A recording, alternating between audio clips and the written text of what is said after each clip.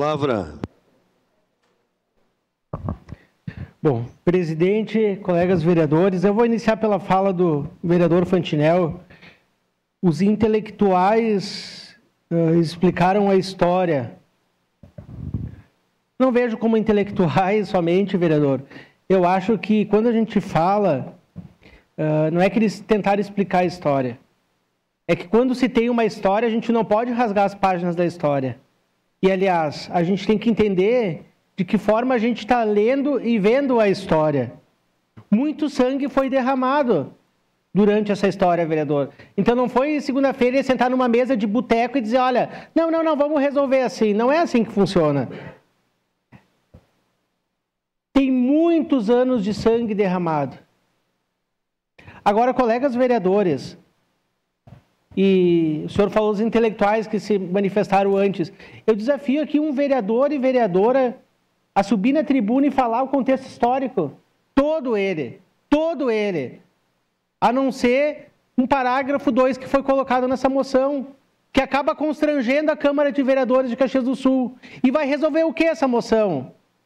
Vai resolver o quê? O que vai ajudar essa moção? Qual que é a utilidade dela? Olha, colegas vereadores, eu tenho minha visão sobre esse episódio. E eu concordo com todas as palavras do vereador Lucas Carinhato.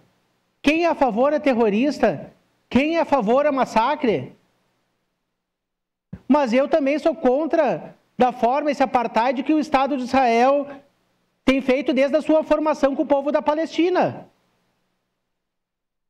É um apartheid. Eles querem acabar com uma raça, com um povo, que é o povo da Palestina.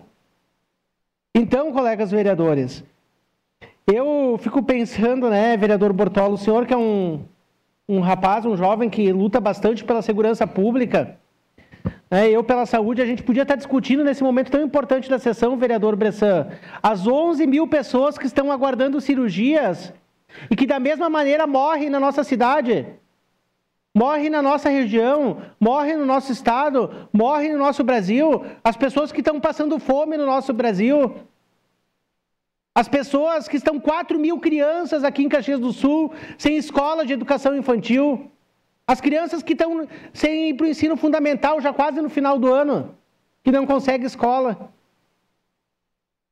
Sabe, eu acho que a gente tem tanta coisa para olhar para a nossa cidade.